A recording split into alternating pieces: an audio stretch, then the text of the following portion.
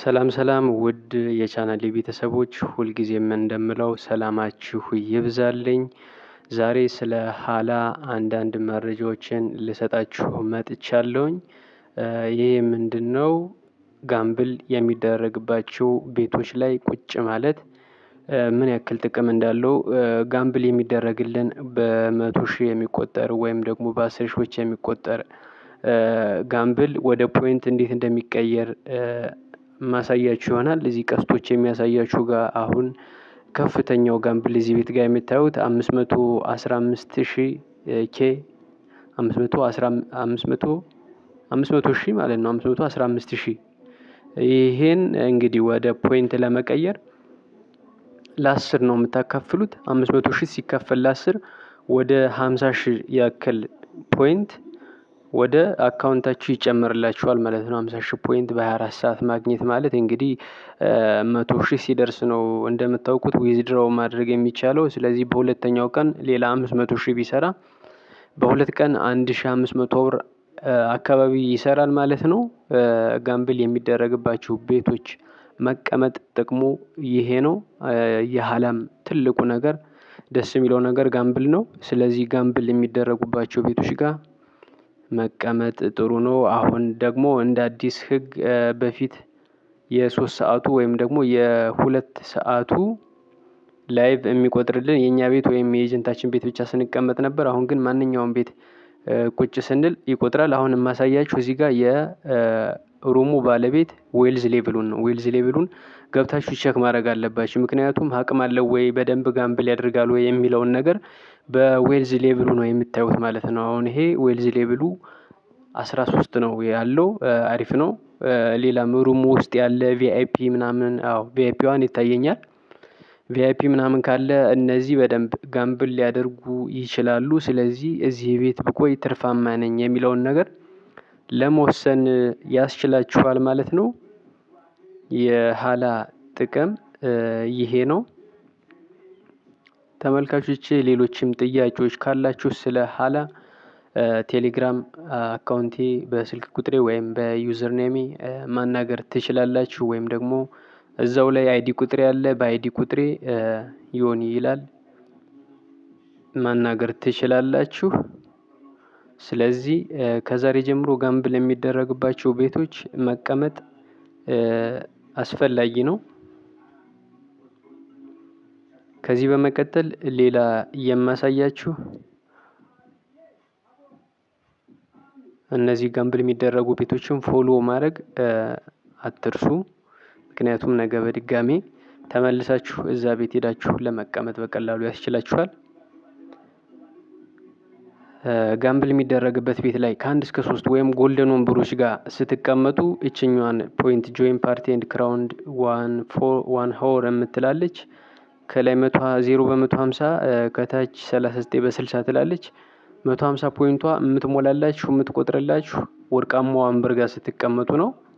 ወርቃማ ወንበር ካገኛችሁ ካላገኛችሁ ሌላ ወንበር ላይ መቀመጥም ይቻላል። ምክንያቱም የምታገኙት ፖይንት ከ800 በላይ ስለሚሆን አሪፍ ጋምብል የሚደረግበት ቤት ከሆነ ግዴታ ወርቃማ ወንበሩ ጋር መቀመጥ አያስፈልግም። ቀስቷ የምታሳያችሁ ስቲል ኒድ የምትለዋ 16,732 ትላለች። ሀወርሊ ኢንካም አሁን ያለኝ 500 በሰዓት ነው የሚሰጠኝ።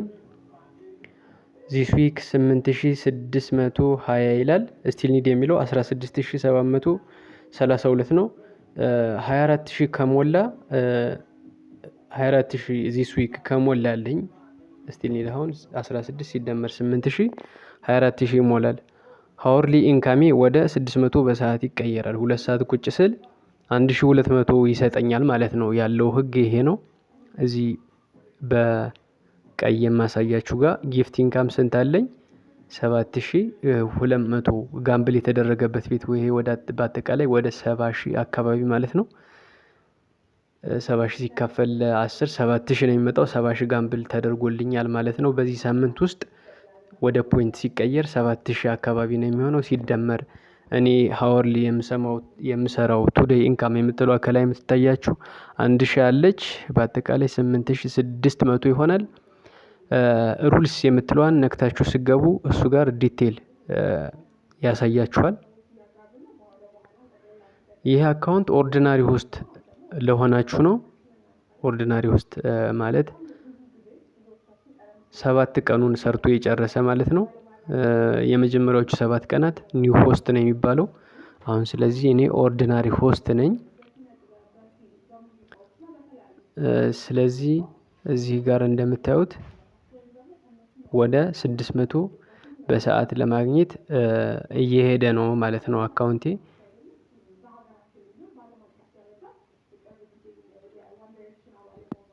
ኒው ሆስት የሆናችሁም ብታዩት ይጠቅማችኋል። በኋላ ኦርዲናሪ ሆስት ከሆናችሁ በኋላ እንዴት መስራት እንደምትችሉ ያሳያችኋል። ቴብሉ እዚህ ጋር እንደሚያሳያችሁ ኖ ታርጌት ማለት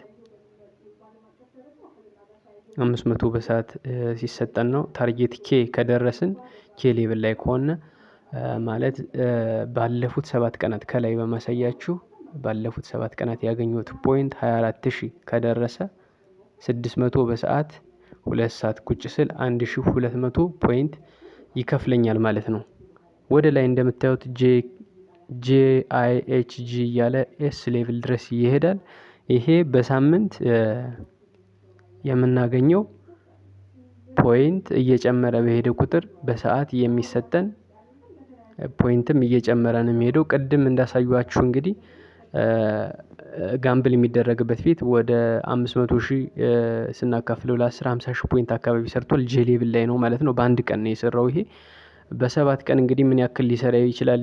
7 ሲባዛ በ50,000 ወደ 350,000 አካባቢ ይሰራል ማለት ነው። ይሄ ሰው እንደዚህ የሚሰራ ከሆነ ወደ ኤስ ሌቭል እያደገ ነው የሚሄደው። ኤስ ሌቭል ስንት ነው የሚለው? 50 ሚሊዮን ነው የሚለው። ለምሳሌ 50 ሚሊዮን በሳምንት መስራት የሚችል ከሆነ ሀወርሊ ሪዋርዱ ስንት ይሆናል? 180,000 180,000 ሲባዛ በሁለት 300,000 300,000 ወደ ገንዘብ ሲቀይሩት ወደ 6,000 ብር አካባቢ በቀን መስራት ይቻላል ማለት ነው እዚህ ፕላትፎርም ላይ።